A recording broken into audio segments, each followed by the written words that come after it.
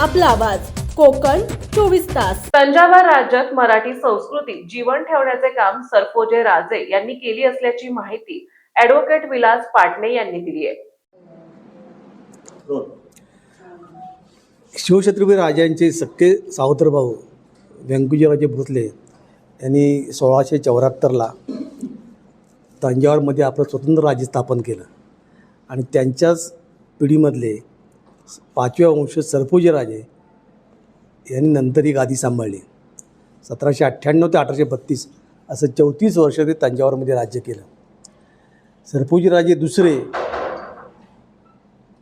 यांनी मराठी नाटक, संगीत, कला या सर्व क्षेत्रामध्ये प्रचंड उंचीवरचं काम केलं.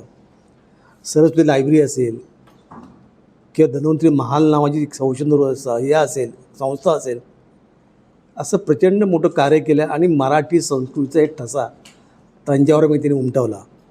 आणि म्हणून भाषा असेल, संगीत असेल, ही 300-400 वर्षी समृद्ध परंपरा मला असं वाटतं की आपले ह्या मराठी माणसाला या राजाचा परिचय करून देणं गरजेचं आहे. आणि म्हणून सरफोजी राजेवर चरित्राचा आपण एक मानस ठेवला आणि तसे हे पुस्तक उभं राहत आहे. हे पुस्तक 2 प्रदेशातले एक संवाद उभा करील, एक सांस्कृतिक देवाणघेवाण होईल आणि त्यातून दूरगामी प्रभाव होऊन मराठी भाषेला एक ऊर्जितावस्था प्राप्त होईल असं मला प्रामाणिकपणे वाटतं. सरफोजी राजांनी उभी केलेली ही सरस्वती लायब्ररी असेल, मी लायब्ररी किमान 2 दिवस ती फिरून बघितली. अशी देशात लायब्ररी कुठे नाही आहे. मी डावीकडून वाचलं ते पुस्तक ते रामायण वाटतं, उजवीकडून वाचलं ते महाभारत वाटतं. अशी अनेक प्रकारचे जवळ 12 भाषात तिथे पुस्तकं आहेत. ज्यांना कोणाला अभ्यास करत असेल त्याने सरस्वती लायब्ररी मला वाटतं नक्की भेट दिली पाहिजे. असं एक पुस्तक, या पुस्तकामुळे मला असं वाटतं मराठी भाषेला ऊर्जितावस्था प्राप्त होईलच, पण हे 2 आपल्यापासून तंजावर किमान 1400 किलोमीटर अंतरावर आहे. आणि इतक्या अंतरावरच्या तंजावरच्या राज्यामध्ये एक मराठी संस्कृती अजूनही जीव धरून आहे. मला वाटते फार मोठी मोलाची आणि अत्यंत आपल्याला स्पृहणीय गोष्ट आहे.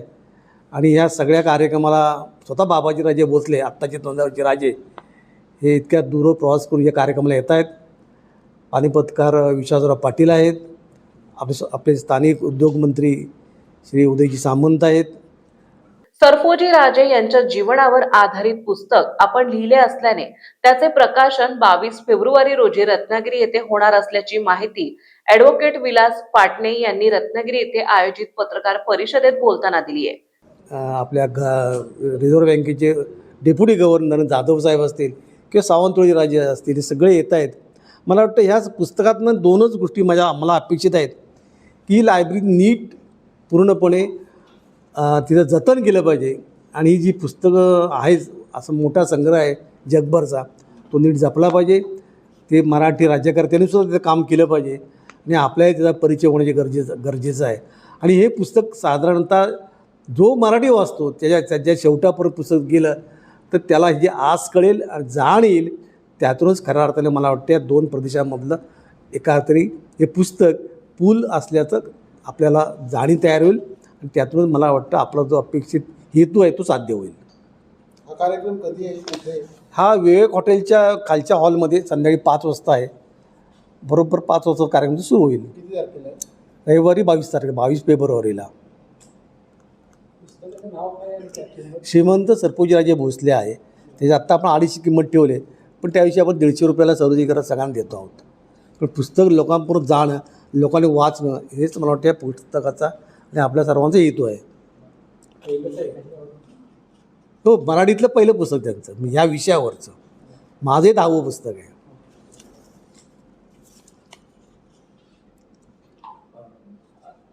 सर, तुम्ही 1400 किलोमीटर अंतरावर आहे, तुम्ही तिथे किती वेळा गेलात साधारण? 2दा गेलो. एकदा 2 दिवस, एकदा 3 दिवस होतो. माहिती वगैरे घेऊन सर्व सगळी त्याची लायब्ररी खूप मोठी आहे. त्या बाबाजीराजे खूप संदर्भ ग्रंथ दिले, त्यांनी स्वतः खूप माहिती दिली, खूप फोटोग्राफ दिले. खूपच. झाशी आपल्यापासून किती किलोमीटर लांब आहे? झाशीचं राणीचं जे पुस्तक केलं होतं तेव्हा झाशी किमान 1500 किलोमीटर, कारण ते ग्वाल्हेरजवळ आहे. पण ते प्रवासाला खूप सोपं आहे. थेट तुम्ही जाऊ शकता ग्वाल्हेरला. तसं इकडे जाता येत नाही. इकडे गोव्यात जा, गोव्यातनं विमानानं जा. खूप असा प्रवास तुटक आहे. आता जे तंजावरचं राज्य आहे हे कसं झालं, आता बघा ना 1674 आता गेली जवळजवळ मला वाटतं 800-900 वर्ष झाली. हळूहळू ती तमिळ मिश्रित मराठी असं त्याचं एक स्वरूप प्राप्त झालं आहे. अर्थात ते स्वाभाविक आहे मला वाटतं. वर्षानुवर्ष गेली सर इकडे वर्षानुवर्ष गेली की मला वाटतं असं होत राहणार. त्याला मराठी आणि तमिळचा संकर होतच राहतो, ते अपरिहार्य असतं. पण मराठी संस्कृती असेल, कारण ज्या वेळेला हे व्यंकुचराजे एक तंजावरला गेले, ते सरदार घेऊन गेले, त्यांच्याबरोबरचे इतर जी कामाला माणसं लागतात तीही गेली सगळ्या क्षेत्रातली, आणि ती तिथंच राहिली शेवटी. ती सगळी जी घरं आहेत ती यातनंच ती घरं निर्माण झाली आणि मराठी माणसाचं एक फार मोठं तिथे स्थान निर्माण झालं.